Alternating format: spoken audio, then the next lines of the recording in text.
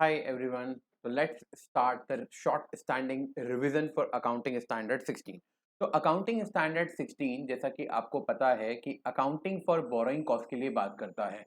वैसे तो बात करने की जरूरत क्या है, बोरोइंग कॉस्ट अल्टीमेटली अगर मैं एक शॉर्ट टाइम में बोलूं तो बोरोइंग कॉस्ट मींस इंटरेस्ट। हम लोग 11th से जब से हमने कॉमर्स लिया है, हमने कॉमर्स अकाउंटिंग पढ़ना स्टार्ट किया है, we know that interest is charge to P and L account being a nominal nature account, right? But still, Accounting Standard 16 provide the provision where interest or borrowing cost can be capitalized to the cost of asset. यानी कि अगर आपने किसी particular asset को purchase करने के लिए loan लिया है तो आप उसके ऊपर लोन के ऊपर पे किए जाने वाले इंटरेस्ट को असेट की कॉस्ट के साथ कैपिटलाइज कर सकते हैं। ऐसा करने की परमिशन अकाउंटिंग स्टैंडर्ड 16 आपको देता है। अकाउंटिंग स्टैंडर्ड 16 आपको ऐसा करने की परमिशन क्यों देता है? तो अकाउंटिंग स्टैंडर्ड 16 आपको ऐसा करने की परमिशन देता है ड्यू टू मैचिंग कॉन्सेप्ट। क्योंकि फॉर एग्जांपल अगर मैं आज की डेट में एक असेट अक्वायर कर रहा हूं और असेट के लिए मैं एक अच्छा खासा लोन ले रहा हूं और असेट को रेडी टू यूज की कंडीशन में लाने के लिए, मतलब ऐसा तो नहीं है कि मैंने असेट परचेज की और फर्स्ट डे से असेट मेरे लिए रेवेन्यू जनरेट करना स्टार्ट कर दे। यानी कि मैं असेट लूंगा, असेट को रेडी टू यूज की कंडीशन में लाऊंगा, इट विल टेक टाइम, यानी कि असेट मेरे लिए बेनिफिट लाने के लिए समय लगाएगी। तो अगर मान लीजिए कि मैंने आज लोन लेके असेट परचेज की है जिसके ऊपर मैं इंटरेस्ट पे करता हूं और असेट आने वाले 5 सालों तक रेडी टू यूज नहीं रहेगी, यानी कि 5 सालों बाद असेट बन के रेडी हो जाएगी। तो 5 साल बाद जब असेट बन के रेडी होगी तो उसके जो बेनिफिट्स है, मतलब असेट को यूज करके जो मैं बेनिफिट कमाऊंगा वो मैं 5 सालों बाद कमा पाऊंगा। तो क्योंकि बेनिफिट 5 सालों बाद आएंगे तो उस हिसाब से अगर देखा जाए तो जो मैंने असेट को परचेज करने के लिए लोन लिया उसका इंटरेस्ट जब पी एंड एल अकाउंट में जाएगा तो वो कहीं ना कहीं गलत पिक्चर देगा। लोगों को लगेगा कि जिस पर्टिकुलर पर्पस के लिए मैंने लोन लिया, मैंने बिजनेस शुरू किया है, वहां तो मुझे लॉसेस हो रहे हैं। क्यों? क्योंकि इनकम तो 5 साल बाद आएगी बट उसके expenses interest P and L account में आज जाके बैठ रहे हैं। इसके लिए अकाउंटिंग स्टैंडर्ड 16 हमें बोरोइंग कॉस्ट को कैपिटलाइज करने की विंडो देता है।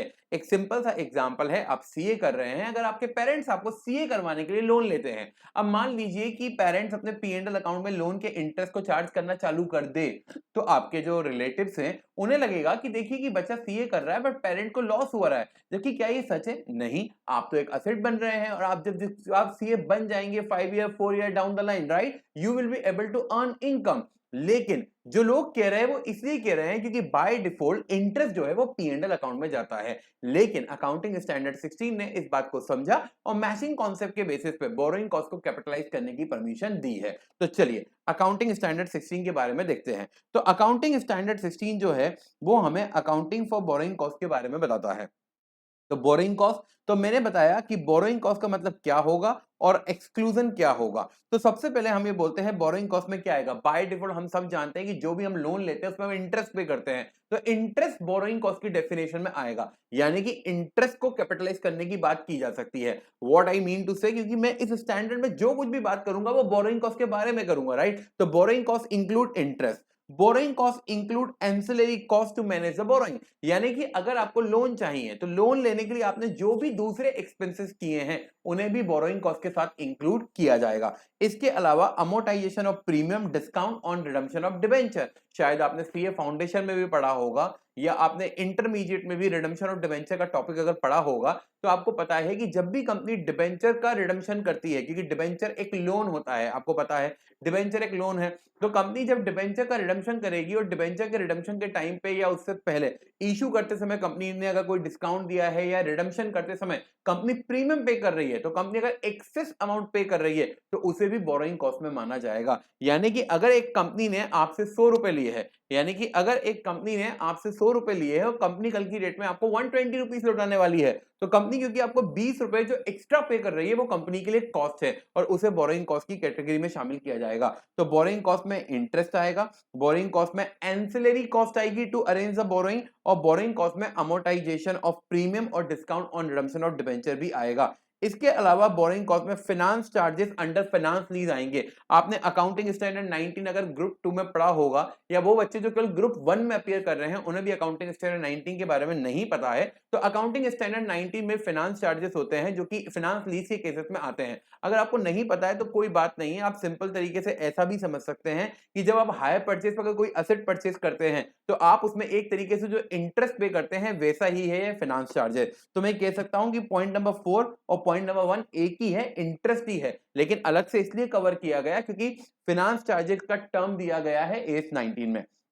इसके अलावा फॉरेन एक्सचेंज लॉसेस, इसमें मैं बाद में आऊंगा, फिलहाल मैं बात कर रहा हूं 5 आइटम। तो बोरोइंग कॉस्ट की डेफिनेशन में क्या आएगा, जल्दी से फटाफट से मुझे बता दीजिए। बोरोइंग कॉस्ट की डेफिनेशन में आएगा इंटरेस्ट कॉस्ट। बोरोइंग कॉस्ट की डेफिनेशन में क्या आएगा, वो सारे खर्चे जो बोरोइंग को अरेंज करने के लिए किए गए। फॉर एग्जांपल, अगर एक कंपनी को 100 करोड़ रुपए का लोन लेना है तो क्या वो एक चार्टर्ड अकाउंटेंट के बिना संभव है? No, a company can not arrange the funding without taking a help of consultant. तो कंपनी जब कंसल्टेंट की हेल्प लेगी तो कंसल्टेंट अपने काम के लिए डेफिनेटली चार्जेस लेगा, तो वो जो चार्जेस है उन्हें भी बोरोइंग कॉस्ट में इंक्लूड किया जा सकता है। इसके अलावा अगर मान लीजिए कि कंपनी ने डिबेंचर इश्यू करके फंडिंग रेज की है और डिबेंचर को कंपनी प्रीमियम पे रिडम्पशन कर रही है, तो जो एक्स्ट्रा प्रीमियम की कॉस्ट है उसे भी बोरोइंग कॉस्ट में इंक्लूड किया जाएगा। इसके अलावा फाइनेंस चार्जेस जो कि एक तरीके से इंटरेस्ट ही है एस 19 में, उसे भी बोरोइंग कॉस्ट की डेफिनेशन में शामिल किया जाएगा। और फॉरेन एक्सचेंज लॉसेस को भी बोरोइंग कॉस्ट की डेफिनेशन में शामिल किया जाएगा। तो ये पॉइंट नंबर 5 पे हम एक्सक्लूसिवली डिस्कशन करेंगे, राइट। तो point number 1, 2, 3 and 4, just a minute.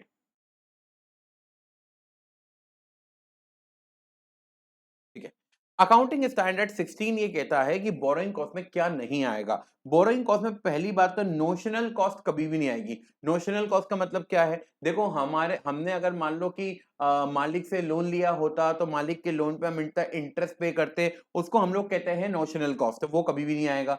इसके अलावा डिविडेंड ऑन शेयर कैपिटल को भी बोरोइंग कॉस्ट की कैटेगरी में नहीं लिया जा सकता। यानी कि अगर आप डिविडेंड पे कर रहे हैं इक्विटी या प्रेफरेंस शेयर पे, तो उसे भी बोरोइंग कॉस्ट की डेफिनेशन में नहीं माना जा सकता। अकाउंटिंग स्टैंडर्ड 16 केवल बात करता है बोरोइंग कॉस्ट की कैपिटलाइजेशन की, और बोरोइंग कॉस्ट जो आएगी वो आपकी लोन से आएगी। क्लियर है?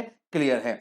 अब अकाउंटिंग स्टैंडर्ड 16 जैसा कि मैंने आपसे कहा, वो आपको क्या कहता है कि बोरोइंग कॉस्ट को कैपिटलाइज कर सकते हैं। क्या इसका मतलब ये हुआ कि सारी की सारी बोरोइंग कॉस्ट को कैपिटलाइज कर सकते हैं? नहीं, सारी की सारी बोरोइंग कॉस्ट को कैपिटलाइज नहीं किया जा सकता। मैंने आपसे भी थोड़ी देर पहले एक टर्म यूज किया, और मैंने टर्म जो यूज किया उसका नाम था matching concept.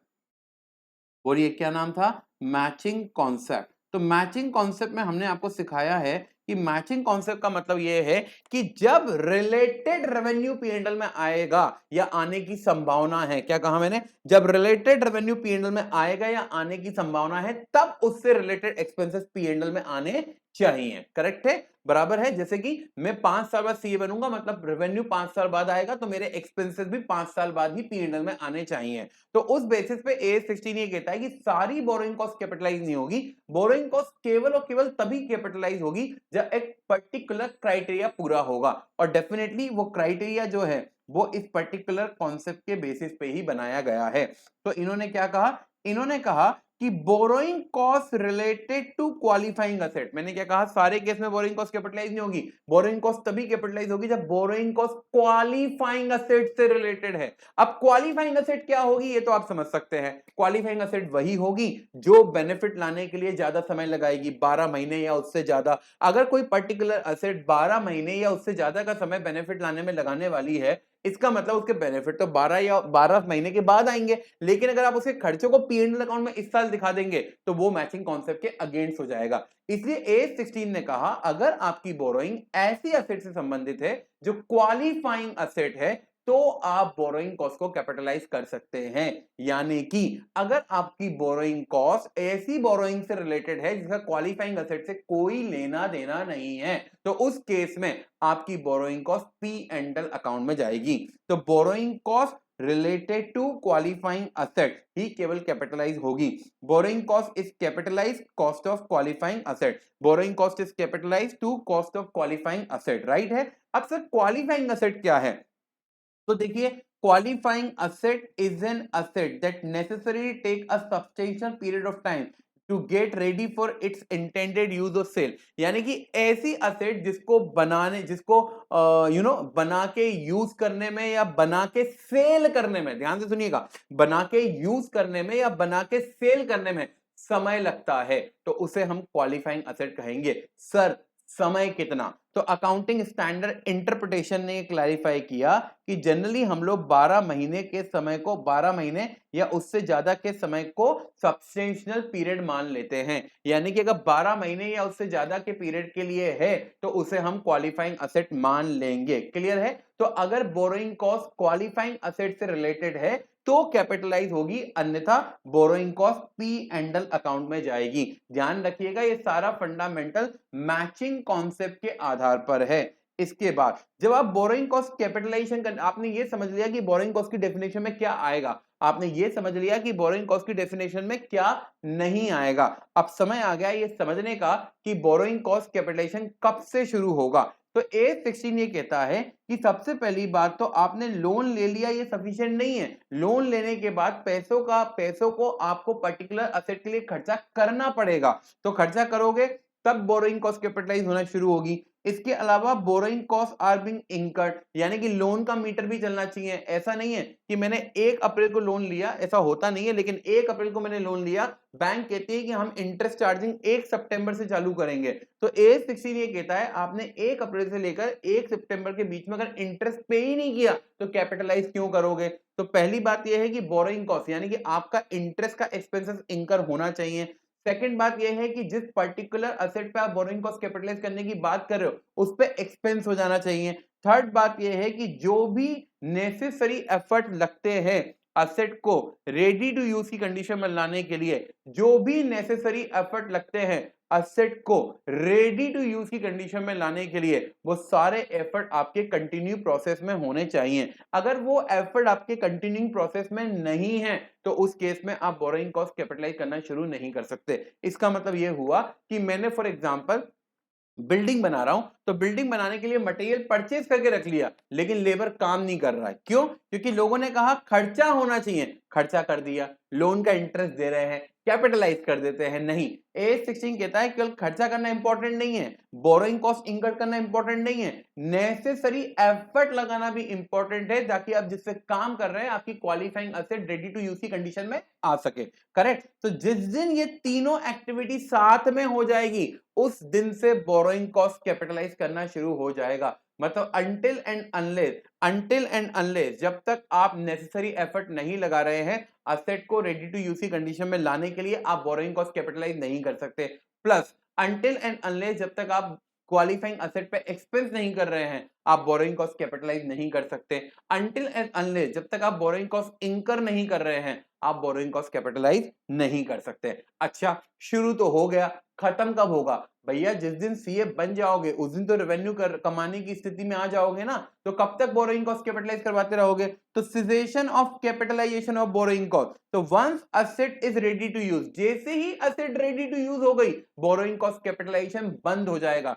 Sir borrowing cost capitalisation बंद हो जाएगा, इसका क्या मतलब है? इसका मतलब यह है कि जिस दिन से बोरोइंग कॉस्ट कैपिटलाइजेशन बंद हो जाएगा उस दिन से आपकी बोरोइंग कॉस्ट पीएनएल में जाना चालू हो जाएगी। फॉर एग्जांपल मान लीजिए कि मेरा बोरोइंग कॉस्ट कैपिटलाइजेशन शुरू होता है 1 अप्रैल 2023 को और मेरी असेट रेडी टू यूज हो जाती है 30 सितंबर 2023 को, यानी कि 1 अप्रैल 2023 से 30 सितंबर 2023 6 महीने के अंदर अगर मेरी असेट रेडी टू यूज हो जाती है तो उस केस में अब मेरा 6 महीने यानी कि 1 अक्टूबर से जो भी मैं इंटरेस्ट पे करूंगा अपने लोन पे वो इंटरेस्ट अब सीधे पीएनएल अकाउंट में जाना शुरू हो जाएगा। तो cessation of capitalisation of borrowing cost. उसके बाद है सस्पेंशन ऑफ बोरोइंग कॉस्ट। आपने कहा, आपने समझदारी दिखाई कि बोरोइंग कॉस्ट कैपिटलाइजेशन तब शुरू हो जाएगा जब आपने एक्सपेंस आउट कर दिया। फर्स्ट कंडीशन याद करो।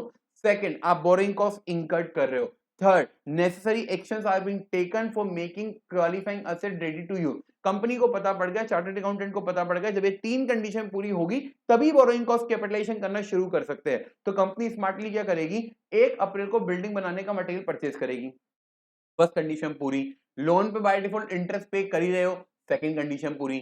थर्ड, लेबर से काम करवाना भी शुरू कर देगी 1 अप्रैल में। तो कंपनी बोलेगी देखो एक्सपेंस इंकर्ड हो गया क्वालिफाइंग असेट पे, बोरोइंग कॉस्ट इंकर्ड हो रही है, इसके अलावा नेसेसरी एक्शन भी ले लिया, यानी कि अब हम 1 अप्रैल से बोरोइंग कॉस्ट कैपिटलाइज करना शुरू कर सकते हैं। तो आपने बोरोइंग कॉस्ट कैपिटलाइज करना शुरू कर दिया, 3 महीने बाद आपने क्या किया, काम रुकवा दिया। तो अल्टीमेटली एक बार अगर स्टार्ट हो गया, AS16 ने तो कहा है ना कि शुरू करना है, शुरू कर दिया, अब तो होता रहेगा फिर, क्योंकि AS16 कहता है यहां शुरू होगा और जब असेट रेडी टू यूज हो जाएगी तभी बंद होगा। यानी कि लोगों ने समझदारी दिखा दी ना, लोगों ने समझदारी दिखा दी, एक बार शुरू कर दिया, बीच में काम बंद कर दिया, किसी को क्या पता पड़ रहा है, क्योंकि एक बार अगर आपने स्टार्ट कर दिया तो अब ये सिजेशन तो तभी होगा जब आपकी qualifying asset ready to use हो जाएगी। यानी कि उस बीच में आप काम करें या ना करें, आपका बोरोइंग कॉस्ट कैपिटलाइज होता रहेगा, ना कि P&L अकाउंट में जाएगा।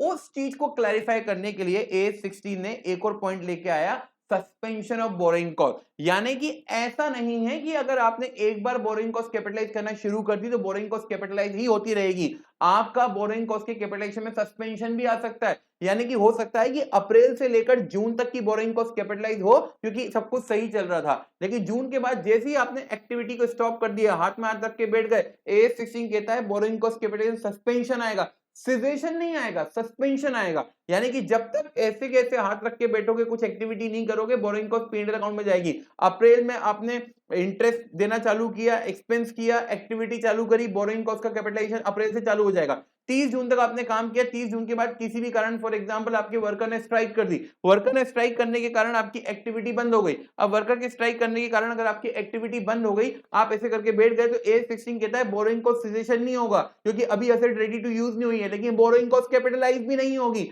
तो अप्रैल, मई, जून की बोरोइंग कॉस्ट कैपिटलाइज होगी, लेकिन उसके बाद अगर जुलाई, अगस्त, सितंबर, अक्टूबर, 4 महीने आपके वर्कर स्ट्राइक पर है और necessary activities which were required to make qualifying asset ready to use, अगर वो आपकी बंद थी, तो उस पीरियड की जो बोरोइंग कॉस्ट है वो P&L अकाउंट में जाएगी। उसे इसीलिए हम इसे कहते हैं सस्पेंशन। यानी कि आप चालाकी नहीं कर सकते कि एक बार शुरू हो गया तो अब तो बंद तभी होगा जब qualifying asset ready to use हो जाएगी। तो ये क्या कहता है, if activities necessary, please please please please ध्यान दीजिए, if activities necessary to prepare the asset ready for its intended use or sale are interrupted, then borrowing cost incurred during such extended period is considered as a holding cost for holding partially completed asset and charge to P&L account। यानी कि जो period, जो अगर मान लीजिए कि आप asset को रेडी टू यूज की कंडीशन में लाने के लिए एक्टिविटी कर रहे थे और अगर मान लीजिए कि वो एक्टिविटी इंटरप्ट हो जाती है, तो सच इंटरप्शन पीरियड में, जैसे मैंने कहा कि जुलाई, अगस्त, सितंबर, अक्टूबर, तो this is called interruption period. तो मेरे एग्जांपल के हिसाब से जुलाई, अगस्त, सितंबर, अक्टूबर इज ए इंटरप्शन पीरियड। तो इस सच एक्सटेंडेड, क्योंकि नॉर्मली तो ये काम रुकता नहीं, तो इसे हम एक्सटेंडेड पीरियड कहते हैं, इंटरप्शन पीरियड, एक्सटेंडेड पीरियड। तो इस इंटरप्शन पीरियड, एक्सटेंडेड पीरियड में आप जो भी बोरोइंग कॉस्ट इंकर्ड कहेंगे उसे माना जाएगा holding cost of partially completed asset. क्या माना जाएगा, holding cost of partially completed asset. और अकॉर्डिंगली वो पीरियड की जो बोरोइंग कॉस्ट है वो P&L अकाउंट में जाएगी। अकॉर्डिंगली उस पीरियड की जो बोरोइंग कॉस्ट है वो आपकी P&L अकाउंट में जाएगी। फॉर एग्जांपल, सर हम सीए कर रहे हैं, सर हमने इंटरमीडिएट का एग्जांपल नवंबर में दे दिया, अब हमें नवंबर, दिसंबर, जनवरी अपने रिजल्ट के लिए वेट करना है, यानी कि हम कुछ भी काम नहीं कर रहे। तो अगर हमारे पापा मम्मी ने हमें सीए बनाने के लिए लोन लिया है सर, तो उसका जो नवंबर, दिसंबर, जनवरी के पीरियड का इंटरेस्ट है, क्या वो P&L अकाउंट में जाएगा सर, या उसे हम कैपिटलाइज कर सकते हैं? तो अगर आप देखते हैं, तो अगर आपको अभी लग रहा होगा कि सर सस्पेंशन की नियम के हिसाब से, क्योंकि हम सीए एक क्वालिफाइंग असेट है, तो सीए बनाने के लिए पेरेंट्स ने अगर लोन लिया है, तो क्योंकि सीए क्वालिफाइंग असेट है, क्योंकि 12 महीने से ज्यादा का समय लगेगा, हमारे जो बच्चा है वो 12 महीने के बाद डेफिनेटली 4-5 साल बाद रेवेन्यू जनरेट करने की कैपेसिटी में आएगा, तो उसकी बोरोइंग कॉस्ट हम कैपिटलाइज कर सकते हैं। लेकिन अगर मान लीजिए एग्जाम देने के बाद, रिजल्ट आने के पीरियड में बच्चा कुछ नहीं कर रहा है, कोई एक्टिविटी नहीं कर रहा है, कर ही नहीं सकता ना, सीए फाइनल का भी नहीं पढ़ सकता है, क्योंकि पता ही नहीं अभी क्या होने वाला है, तो सर उस पीरियड के इंटरेस्ट को क्या करें, सस्पेंड करना पड़ेगा क्या सर? नहीं, सस्पेंड नहीं करना पड़ेगा, क्योंकि ये जो 3 महीने का पीरियड है ना, ये कोई इंटरप्शन नहीं आया एक्टिविटी में। काम बंद नहीं हुआ है, it's a part of process, administrative work. जब आपने नवंबर में एग्जाम दिया, जनवरी में जब तक आपका रिजल्ट नहीं आता तो अल्टीमेटली एक्टिविटी रुकी नहीं है, एक्टिविटी आपकी तरफ से रुकी है। अब इंस्टीट्यूट की तरफ से administrative work is being carried out, तो इसे हम ये नहीं कह सकते कि इंटरप्शन आया, इसे हम ये नहीं कह सकते कि आपका सीए करने का टाइम एक्सटेंडेड हुआ है, क्योंकि जिस दिन आपने सीए ज्वाइन किया था उस दिन से जब आपने 4.5 साल की काउंटिंग करी तो उसमें ये वेटिंग पीरियड भी आपने काउंट किया था। तो इसे हम कह सकते हैं कि ये सस्पेंशन का पार्ट नहीं है, यानी कि नवंबर दिसंबर जनवरी के पीरियड में पापा मम्मी जो भी लोन पे इंटरेस्ट पे करेंगे वो कैपिटलाइजेशन के लिए एलिजिबल रहेगा। आप देखिए, however borrowing cost can be capitalized if substantial technical और admin work is being carried out. तो आपके वाले केस में आईसीआई जो काम कर रहा है वो एडमिन वर्क कर रहा है और डिले इज नेसेसरी, या फिर डिले करना नेसेसरी पार्ट है, तो उस केस में सस्पेंशन नहीं होगा। मैंने आपको बताया कि बोरोइंग कॉस्ट में क्या आएगा, इंटरेस्ट आएगा, वो सारे खर्चे आएंगे जो बोरिंग अरेंज करने के लिए किए जा रहे हैं, फाइनेंस चार्जेस आएंगे, फॉरेन एक्सचेंज लॉसेस आएंगे, premium on redemption of debenture आएगा, नोशनल कॉस्ट नहीं आएगी, डिविडेंड ऑन इक्विटी शेयर और प्रेफरेंस शेयर कैपिटल नहीं आएगा। क्या सर सारी की सारी बोरिंग कॉस्ट कैपिटलाइज होगी? नहीं, सारी की सारी बोरिंग कॉस्ट कैपिटलाइज नहीं होगी, केवल और केवल क्वालिफाइंग असेट से रिलेटेड बोरिंग कॉस्ट कैपिटलाइज होगी, बाकी की सारी बोरिंग कॉस्ट पी&एल अकाउंट में जाएगी। क्वालिफाइंग असेट क्या है? ऐसी असेट जो जनरली बन के काम करने के लिए या बन के बिकने के लिए 12 या उससे ज्यादा महीने का समय लेगी, उसे क्वालिफाइंग असेट कहा जाएगा। हालांकि अगर इससे कम समय भी लेती है और जस्टिफाइड किया जा सकता है तो उसे भी क्वालिफाइंग असेट कहा जाएगा। यानी कि क्वालिफाइंग असेट है या नहीं है, ये वाकई में एक प्रोफेशनल जजमेंट मांगता है। इसीलिए बाय डिफॉल्ट आप देखेंगे एग्जाम में अगर क्वेश्चन आता है, जब तक ये ना कहा जाए कि क्वालिफाइंग असेट नहीं है, बाय डिफॉल्ट हम मान के चलते हैं कि वो क्वालिफाइंग असेट है, अनटिल एंड अनलेस बहुत क्लियर है, like inventory generally qualifying asset नहीं होती है तो उसे हम जनरली क्वालिफाइंग असेट नहीं मानते हैं। इसके अलावा सस्पेंशन हो गया। टाइप ऑफ बोरोइंग, तो हमारे पास दो टाइप के बोरोइंग्स होते हैं, एक होता है स्पेसिफिक बोरोइंग और एक होता है जनरल बोरोइंग। तो स्पेसिफिक बोरोइंग और जनरल बोरोइंग की हम बात क्यों कर रहे हैं? हम स्पेसिफिक बोरोइंग और जनरल बोरोइंग की बात इसलिए कर रहे हैं कि मान लीजिए कि मैंने एक असेट ए बना रहा हूं, एक असेट बी बना रहा हूं, इसके लिए मैंने एसबीआई से लोन लिया और इसके लिए मैंने एचडीएफसी बैंक से लोन लिया। तो बहुत क्लियर है ना, ए असेट बनाने के लिए क्योंकि मैंने एसबीआई से लोन लिया है तो एसबीआई के लोन की जो भी बोरोइंग कॉस्ट है वो केवल ए में ही कैपिटलाइज होगी, मुझे पहले दिन से पता है क्योंकि स्पेसिफिक बोरोइंग है। अगर मैं कॉस्टिंग की लैंग्वेज में कहूं तो डायरेक्ट और इनडायरेक्ट कॉस्ट के बारे में तो आपको पता है ना, तो डायरेक्ट कॉस्ट क्लियर है, करेक्ट। उसी प्रकार से एचडीएफसी की जो बोरोइंग कॉस्ट है वो भी डायरेक्ट है क्योंकि मुझे पता है कि वो बी वाली एसेट के लिए है। लेकिन अगर मान लीजिए कि मैंने एसबीआई, एचडीएफसी इनसे लोन लिया और लोन लेके ए एंड बी में लगा दिया, यानी कि मुझे नहीं पता कि एसबीआई की फंडिंग का कितना पैसा ए में गया, एचडीएफसी की फंडिंग का कितना पैसा ए में गया और अकॉर्डिंगली बी में गया, तो इसे हम लोग कह देंगे जनरल बोरोइंग। क्या कह देंगे? General borrowing. यानी कि अब ये हमारे लिए बन गया इनडायरेक्ट कॉस्ट। तो ओवरहेड में हम लोग कैसे पढ़ते थे? ओवरहेड की जो चार्जिंग होती है प्रोडक्शन की कॉस्ट पे वो यूजिंग रिकवरी रेट होती है, राइट। तो यूजिंग रिकवरी रेट होती है, उसके हिसाब से हम लोग यहां पे भी करेंगे। तो देखिए, borrowing cost attributable to, borrowing cost attributable to a particular qualifying asset is added on a actual basis to cost of qualifying asset। Actual basis का मतलब क्या है कि जितना मेरा लोन की कॉस्ट है वो सीधे सीधे मैं ऐड कर दूंगा, ठीक है। Reducing income from temporary investment of loan fund, जैसे मैंने लोन लिया और मैंने लोन का यूज करना चालू कर दिया, लेकिन मेरे पास लोन थोड़ा सरप्लस पड़ा हुआ था तो मैंने कहा बैंक को इंटरेस्ट देना ही है तो इसमें चलो थोड़ी बहुत इनकम भी कमा लेते। तो एज 16 कहता है क्योंकि बोरिंग कॉस्ट कैपिटलाइज होने वाली है तो अगर आपको पर्टिकुलर अमाउंट से कुछ कमाने का अपॉर्चुनिटी मिला है तो वो इनकम को आपको रिड्यूस कर देना चाहिए उस बोरोइंग कॉस्ट में से। मतलब अगर मैंने मान लो 100 रुपए का बोरोइंग कॉस्ट किया और मान लो मैंने टेम्पररी बोरोइंग के पैसे को कहीं पे इन्वेस्टमेंट करके 20 रुपए कमा लिए, तो A16 कहता है कि 100 में से 20 माइनस करो और 80 रुपए को ही ऐड करना है, करेक्ट है क्या? जबकि जनरल बोरोइंग में आपको पता ही नहीं पड़ेगा कि किसका पैसा कहां यूज किया। तो हम लोग एफएम में कॉस्ट ऑफ कैपिटल नाम का टॉपिक पढ़ते हैं, कॉस्ट ऑफ कैपिटल में हम लोग कैसे weighted average cost of capital निकालते हैं। तो A16 कहता है when borrowing cost can not be identified directly with a qualifying asset then such general borrowing cost is capitalised using weighted average rate. अब वेटेड एवरेज रेट कैसे आता है? तो point to remember, capitalise borrowing cost should never exceed the actual borrowing cost. अगर आपका 100 रुपए का actual खर्चा है तो आपका बोरिंग कॉस्ट जो आप कैपिटलाइज कर रहे हो वो कभी भी 100 रुपए से ज्यादा नहीं हो सकती, ये ध्यान रखना है, करेक्ट। तो बोरिंग कॉस्ट कैपिटलाइज क्या होगी, cost incurred on asset multiply by weighted average rate. और वेटेड एवरेज रेट कैसे आएगा आपको पता है ना, एफएम में ओवरऑल कॉस्ट ऑफ कैपिटल केओ कैसे निकालते हैं, बिल्कुल वैसे के वैसे आ जाएगा। तो ये था अकाउंटिंग स्टैंडर्ड 16, जहां पे मैंने आपसे सबके बारे में बात कर ली।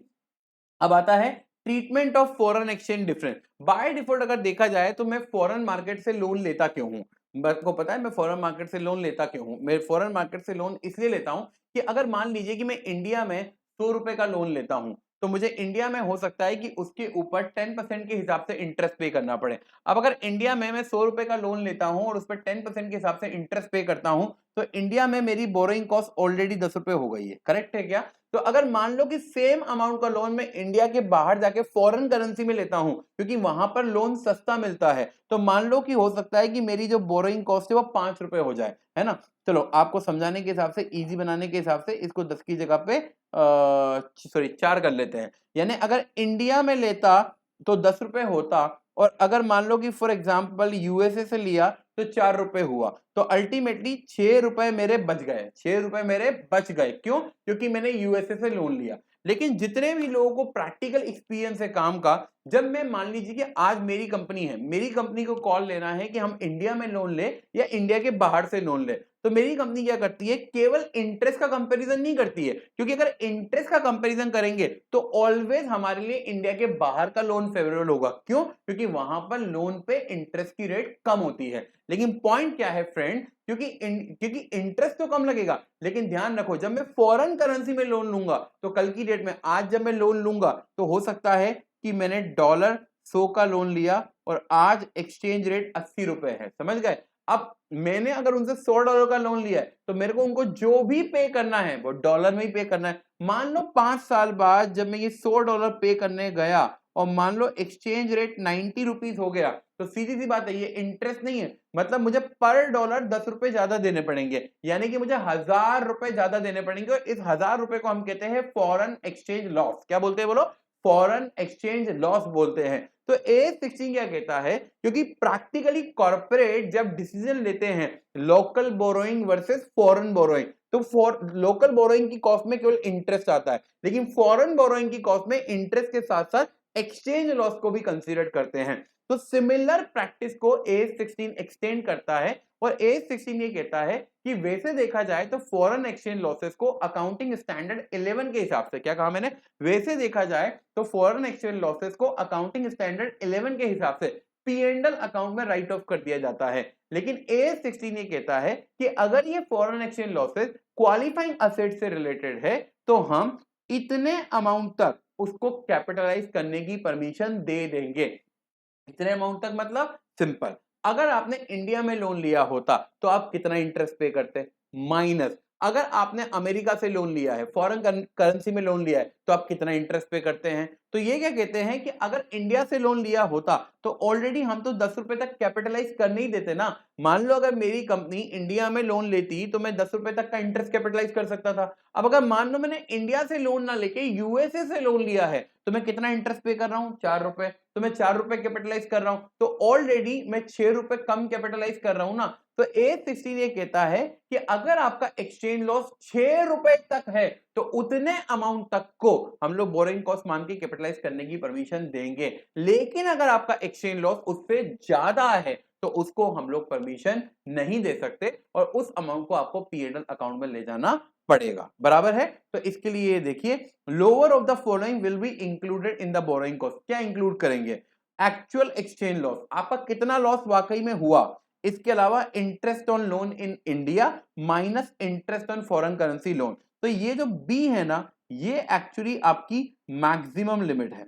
जैसे कि मैंने कहा अगर मैं इंडिया से लोन लेता तो मैं 10 रुपए का इंटरेस्ट पे करता और वो बाय डिफॉल्ट कैपिटलाइज होता, लेकिन क्योंकि मैंने यूएस से लोन लिया मैं 6 रुपए का इंटरेस्ट पे कर रहा हूं, तो 6 रुपए का कैपिटलाइज, सॉरी 4 रुपए का इंटरेस्ट पे कर रहा हूं, 4 रुपए कैपिटलाइज हो रहा है, ऑलरेडी 6 अवेलेबल है ना। तो A16 6 रुपए को एक तरीके से मैक्सिमम लिमिट बना देता है। अब वो बोलता है आपका लॉस अगर 6 से ज्यादा है तो मैं आपको उससे ज्यादा कैपिटलाइज नहीं करने दूंगा, 6 रुपए तक का एक्सचेंज लॉस आप कैपिटलाइज करो, एक्सेस अमाउंट को P&L में लेके जाओ। लेकिन अगर मान लो आपका एक्चुअल एक्सचेंज लॉस ₹4 ही है, ₹3 ही है, तो आप ₹6 तो मैक्सिमम लिमिट है ना। अब अगर आपका लॉस ही ₹3 है तो 6 कैसे कैपिटलाइज कर सकते हैं, फिर आप ₹3 कैपिटलाइज करोगे। हालांकि इसके ऊपर हम अकाउंटिंग स्टैंडर्ड 11 के रिवीजन में भी कुछ बात करेंगे, लेकिन फिर भी आई थिंक ये 27-28 मिनट का जो वीडियो है आप देखेंगे, हो सकता है एग्जाम में आपको 5 नंबर मिला दे। तो थैंक यू, वैसे मैंने काफी कुछ कवर करने की कोशिश की है। नेक्स्ट वीडियो आपके सामने जल्दी आएगा। Thank you.